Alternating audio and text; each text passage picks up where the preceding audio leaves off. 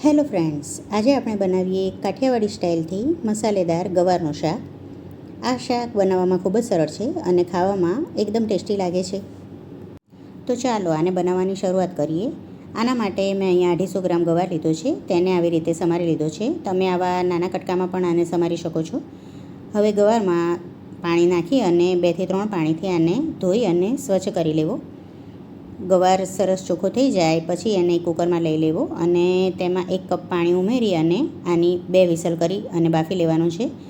તો અહીંયા મેં કુકરમાં બધો ગવાર લઈ લીધો છે. 1 કપ પાણી ઉમેરી અને આને 2 વિસલ વગાડી લેવી.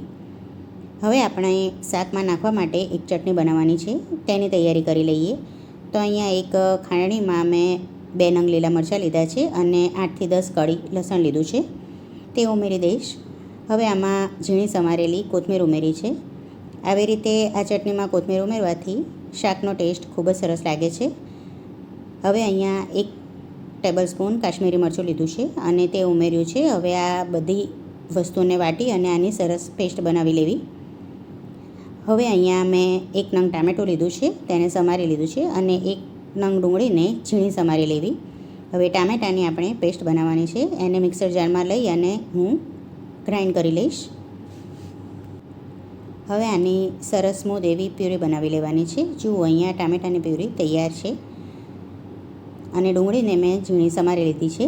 હવે આને વઘારની તૈયારી કરીએ. તો એક કઢાઈમાં મેં 3 ટેબલ સ્પૂન તેલ ઉમેર્યું છે. કાઠિયાવાડી શાક છે એટલે તેલનું પ્રમાણ થોડું સરખું જ રાખવું.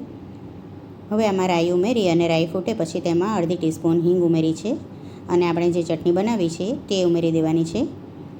ચટણી ઉમેરી અને તેને સારી રીતે મિક્સ કરી લેવાનું છે. હવે આ ચટણીને તેલમાં સારી રીતે સાંતળી લેવી.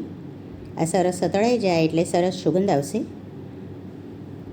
જુઓ ચટણી એકદમ સરસ સતળાઈ અને તૈયાર છે.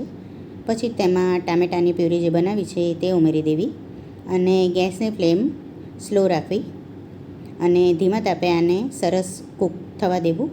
પછી તેમાં સ્વાદ પ્રમાણે મીઠું ઉમેરી દેવું અને પછી તેમાં ધાણા જીરું પાવડર અને હળદર પાવડર ઉમેર્યા છે.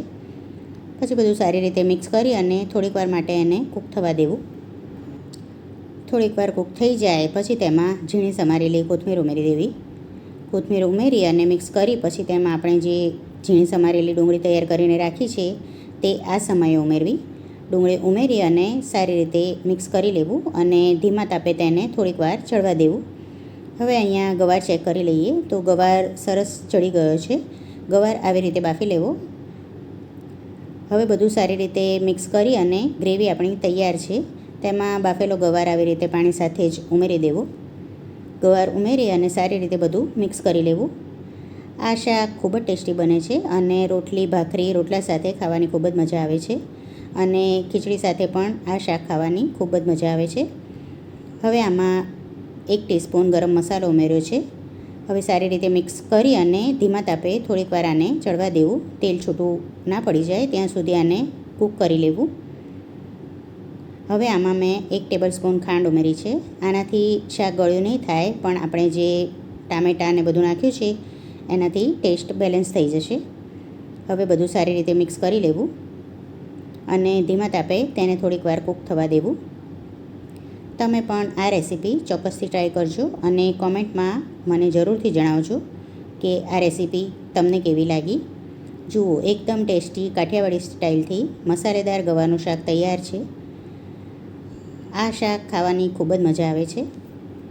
જો રેસીપી ગમે તો વિડીયોને લાઈક કરવાનું ના ભૂલતા અને ચેનલને સબસ્ક્રાઈબ કરજો અને વિડીયોને તમારા ફ્રેન્ડ્સ અને ફેમિલીમાં શેર જરૂરથી કરજો. ફરી મળીશું નવી રેસીપી સાથે. ત્યાં સુધી આવજો.